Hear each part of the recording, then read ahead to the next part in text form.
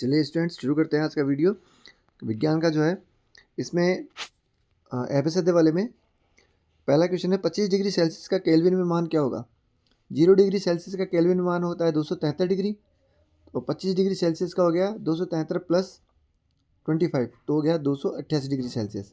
Okay, 0 degree पर जल की अवस्था भौतिक अवस्था ठोस होती है, बर्फ में बदल जाता है जल। इमल्शन का उदाहरण दूध। जल में द्रव में जब द्रव मिलाया जाता है तो इमल्शन बोलते हैं उसे, तो वो है दूध। प्रश्न 4, ऑक्सीजन के क्वथनांक का मान क्या है। तो ऑक्सीजन का क्वथनांक हो गया -183 डिग्री सेल्सियस। HNO3 में ऑक्सीजन के कितने परमाणु हैं। तो HNO3 नाइट्रिक अम्ल जो है उसमें ऑक्सीजन के 3 परमाणु में दिख रहे हैं, तो ये इसका आंसर हो गया C3। बहुपरमाणुक सल्फेट आयन का संकेत है। बहुपरमाणुक सल्फेट का आयन का जो संकेत होगा वो होगा SO4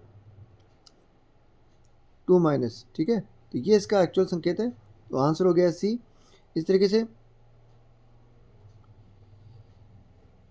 इसमें ध्यान देने वाली बात यह है कि आपको ये ध्यान रखना सल्फेट आयन का पूछा है, तो सल्फेट का तो SO4 2- होगा। प्रश्न 7, सोडियम का सही इलेक्ट्रॉनिक विन्यास क्या है। तो सोडियम में टोटल कितने परमाणु होते हैं। सोडियम में टोटल कितने अणु होते हैं। सोडियम में टोटल अणु होते हैं 11। परमाणु क्रमांक 11 है ना, तो पहले कक्षा में 2 इलेक्ट्रॉन, फिर दूसरी कक्षा में 2 इलेक्ट्रॉन, और फिर पहली कक्षा में 2 इलेक्ट्रॉन, फिर दूसरी कक्षा में 8 इलेक्ट्रॉन, और फिर तीसरी कक्षा में 1 इलेक्ट्रॉन। तो इस तरीके से 2 8 1। कैल्शियम का परमाणु क्रमांक क्या है। कैल्शियम का परमाणु क्रमांक है 20। कोशिका का बिजली घर किसे कहते हैं। Mitochondria, power house of a cell mitochondria. DNA के क्रियात्मक खंड को क्या कहते हैं। डीएनए के क्रियात्मक खंड को कहते हैं जीन।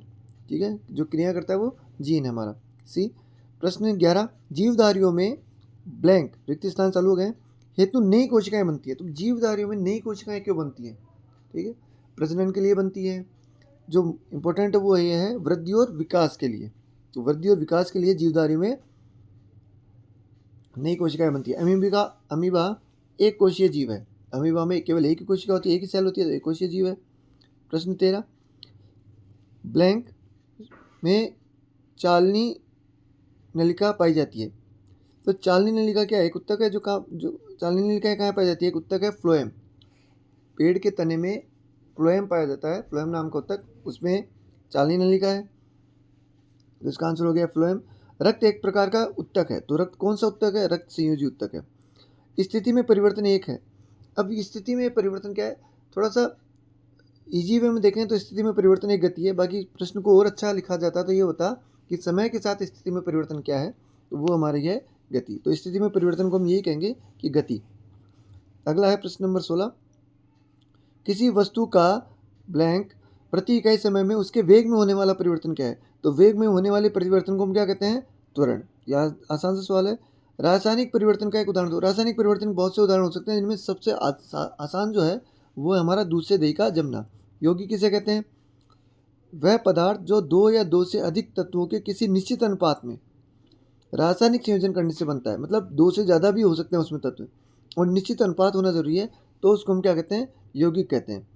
तो इस तरीके से 18 तक हो गए हैं। 19वां प्रश्न हम देख लेते हैं। 19वां प्रश्न क्या है हमारा।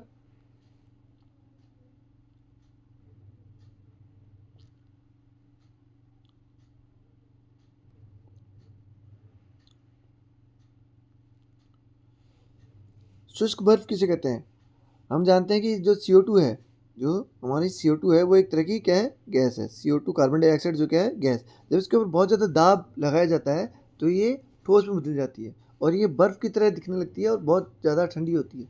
तो जो हमारी ठोस CO2 है वो शुष्क बर्फ के तरह उसको हम कहते हैं। तो ठोस CO2 हो गया इसका आंसर। ठीक है, आगे लोहे की अलमारी में कमरे के ताप पर ठोस है, कारण दो। लोहे की अलमारी कमरे के ताप पर ठोस क्यों है। तो ये लोहे की अलमारी में क्या है, पदार्थ लोहा है, जिसका गलनांक क्या है, कमरे के तापमान से अधिक है। ठीक है, मतलब वो कमरे के तापमान पर पिघलेगी नहीं, तो नहीं पिघलेगी तो इसका मतलब वो द्रव अवस्था में नहीं जाएगी। तो इसीलिए क्या है, लोहे की अलमारी का पदार्थ का कमरे के तापमान पर उसका गलनांक अधिक है, इसलिए वह ठोस की तरह कार्य करती है। आगे देखते हैं, संयोजकता इलेक्ट्रॉन किसे कहते हैं। किसी भी परमाणु के बाह्यतम कक्ष में उपस्थित इलेक्ट्रॉनों को संयोजकता इलेक्ट्रॉन कहते हैं। जैसे अपना सोडियम था, सोडियम में बाहर के कक्ष में एक ही इलेक्ट्रॉन था, तो वो इसका संयोजकता इलेक्ट्रॉन कहलाएगा। प्रश्न 22, समपरासरी विलयन किसे कहते हैं। ऐसा विलयन जिनमें परासरण दाब समान उत्तरण को हम समपरासरी विलयन कहते हैं। प्रश्न 23, वेग किसे कहते हैं? देखिए, किसी निश्चित दिशा में किसी वस्तु द्वारा एकांक समय में तय की गई दूरी को उसका वेग कहते हैं। ठीक है, समय के साथ, ठीक है, विस्थापन में परिवर्तन की दर को भी क्या कहते हैं, लेकिन विस्थापन में परिवर्तन की दर को भी हम वेग ही कहते हैं, लेकिन इसको हम थोड़ा सा और अच्छे से इस तरह से लिखेंगे, किसी निश्चित दिशा में किसी वस्तु द्वारा एकांक समय में तय की गई दूरी को उसका वेग कहते हैं। गुरुत्वीय त्वरण का मान लिखिए, तो गुरुत्वीय त्वरण का हमारा मान होता है 9.8 मीटर प्रति वर्ग सेकंड।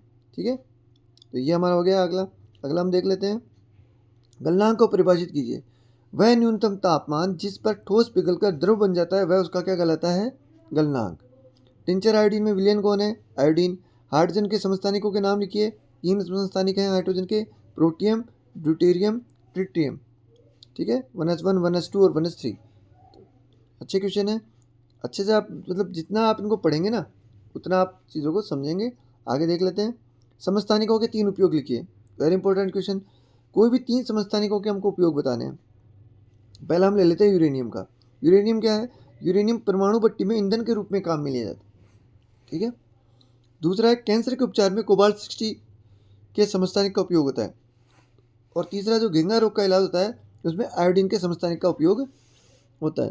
तो समस्थानिक इंपॉर्टेंट टॉपिक है। चाल और वेग में अंतर कीजिए। चाल और वेग दोनों एक जैसी चीज़ें प्रतीत होती हैं, लेकिन ये है नहीं। चाल क्या है? चाल एक अदिश राशि है और वेग क्या है? एक सदिश राशि है। अब ये क्या है? अदिश का मतलब हुआ कि इसमें दिशा का महत्व नहीं है, लेकिन सदिश का मतलब इसमें दिशा का भी महत्व है। तो आप डेफिनेशन लिखेंगे तो इसका अंतर आपको समझ में आ जाएगा। क्या है? चाल किसी भी दिशा में इकाई समय अंतराल में तय की गई दूरी चाल कहलाती है। चाल एक अदिश राशि होती है जो सदैव धनात्मक होती है। दूरी में परिवर्तन से चाल में परिवर्तन होता है। दूरी बदलेगी तो चाल भी बदलेगी। ठीक है, वेग एक निश्चित दिशा में किसी वस्तु के द्वारा इकाई समय में तय की गई दूरी, यह एक सदिश राशि है जो धनात्मक, ऋणात्मक या शून्य हो सकती है। मतलब वेग का मान शून्य भी हो सकता है। ठीक है, जैसे मान लो कोई एक पॉइंट है वो एक जगह घूम रहा है तो वो शून्य हो जाएगा वहाँ पे। और वेग में परिवर्तन विस्थापन की मात्रा पर निर्भर करता है। गति का तीसरा नियम जो है वो है हमारा v² बराबर u² प्लस 2as।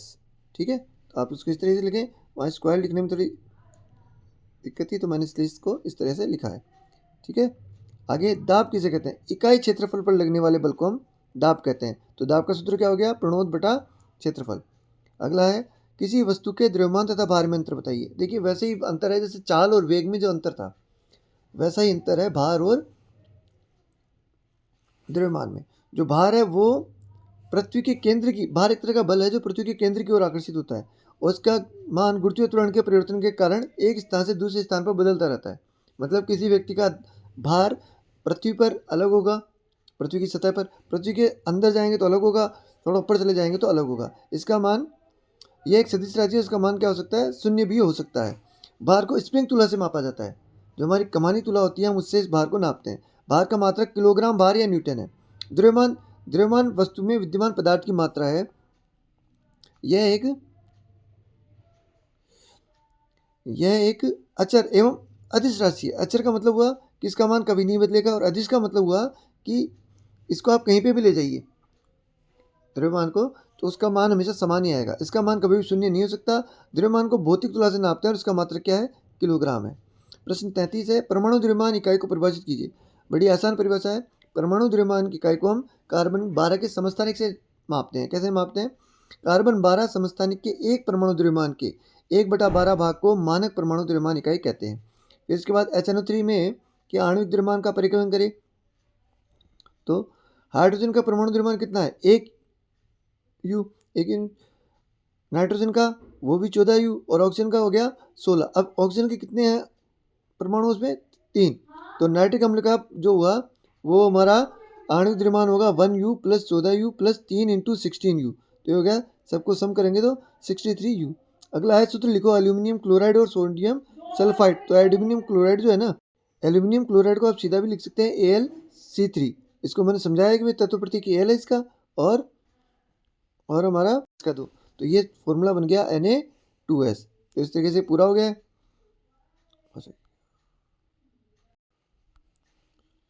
बोर की अवधारणा लिखिए। जब रदरफोर्ड के उसमें रदरफोर्ड ने जो मॉडल दिया परमाणु मॉडल और थॉमसन ने जो मॉडल दिया उससे कुछ दिक्कतें आई, तो उसको सॉल्व करने के लिए बोर्ड ने 3 अवधारणाएं दी। पहला दी उन्होंने कि इलेक्ट्रॉन केवल कुछ निश्चित कक्षाओं में ही चक्कर लगा सकते हैं, मतलब इलेक्ट्रॉन की कक्षाएं फिक्स है कि वो उसी कक्षा में चक्कर लगाएंगे। जब इलेक्ट्रॉन इस वियुक्त कक्षा में चक्कर लगाते हैं तो उनकी ऊर्जा विकृत नहीं होती है, मतलब जैसे हम जानते हैं कि कोई चीज़ अगर चक्कर लगा रही है तो उसकी ऊर्जा कम होगी, लेकिन इलेक्ट्रॉन के साथ ये होता है कि उसकी ऊर्जा कम नहीं होती है, इसलिए वो उन कक्षा में ही रहते हैं और इन ऊर्जा निश्चित रहेगी। तो कक्षाओं को हम क्या कहेंगे? ऊर्जा स्तर। प्रत्येक इलेक्ट्रॉन कोश एक निश्चित ऊर्जा युक्त होता है और इन कोशों को हमने नाम दिया है 1, 2, 3, 4 या KLMN। तो बोर की अवधारणाएं में 3 जो कक्षा 9 के हिसाब से इंपॉर्टेंट वो हमने लिख दिए हैं। प्रश्न नंबर 37, उत्प्लावकता से आप क्या समझते हैं? उत्प्लावकता, जब भी किसी द्रव में, जब भी किसी तरल में कोई वस्तु डुबोई जाती है तो उसके ऊपर बल लगता है और वो जो बल होता है उसको हम क्या कहते हैं? उत्प्लावक बल। जब किसी वस्तु को किसी तरल में डुबोया जाता है, तरल उस वस्तु पर ऊपर की ओर एक बल लगाता है, उसे हम उत्प्लावक बल कहते हैं। उत्प्लावक बल किसके ऊपर निर्भर करता है? ये तरल के घनत्व पर निर्भर करता है कि कितना गाढ़ा है। ज़्यादा गाढ़ा होगा तो उत्प्लावक बल कम होगा, कम घनत्व होगा तो उत्प्लावक बल ज़्यादा होगा। वेग में परिवर्तन की दर को क्या कहते हैं? वेग में परिवर्तन की दर को हम त्वरण कहते हैं। इसको h से दर्शाते हैं। ये सदिश राशि है और इसका मात्रक होता है मीटर प्रति सेकंड स्क्वायर। ऊर्ध्वापतन किसे कहते हैं? ऊर्ध्वापतन का मतलब होता है कोई वस्तु का सीधे ही ठोस से सीधे ही गैस में बदल जाना, और इसका उदाहरण हो गया हमारा नेफ्थलीन। इसका उदाहरण क्या है हमारा? नेफ्थलीन। ठीक है, नेफ्थलीन की गोलियां होती हैं, कपूर की गोलियां, जो हम कभी कपड़ों वगैरह में रखते हैं, तो आप देखेंगे कि आप जब उसको रख देंगे तो कमरे के ताप पे ही कुछ दिनों बाद वो सीधी गैस में बदल जाएगी। ठीक है, इस तरीके से अगला प्रश्न हो गया, मिश्रण व यौगिक में अंतर स्पष्ट कीजिए। तो मिश्रण किसे कहेंगे? दो या दो से अधिक तत्व या यौगिक को किसी भी अनुपात में मिलने पर मिश्रण बनता है। इसमें नए यौगिक का निर्माण नहीं होता है और इनका संगठन परिवर्तनीय होता है। यहाँ यौगिक का वर्ड आएगा, यहाँ पे आप यौगिक कर लेना, यौगिक। ठीक है, और इसमें नए का निर्माण नहीं होता है।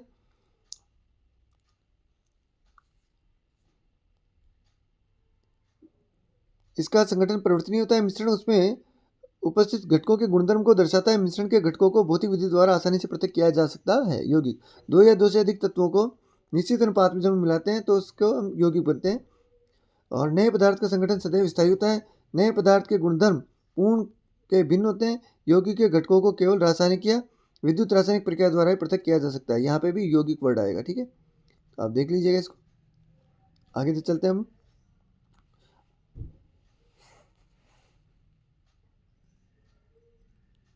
आगे है प्रश्न नंबर 41। प्रश्न नंबर 41 हमारा है, पादप कोशिका का नामांकित चित्र बनाइए। तो आप पुस्तक से देख सकते हैं, चैप्टर नंबर 5 जो है हमारा जीवन की मौलिक इकाई, उसके अंदर से आपको मिल जाएगा ये। प्रश्न 42, ये भी एक नामांकित चित्र है न्यूरॉन का। तो न्यूरॉन का आपको उत्तक वाले चैप्टर। अब हमारे कोलाइडी के गुणधर्म लिखिए। तो कोलाइड एक विषमांगी मिश्रण है जिसमें कणों का आकार 10⁻⁹ से 10⁻⁷ मीटर होता है। 10⁻⁹ से 10⁻⁷ मीटर तक होता है। ठीक है, इसके बाद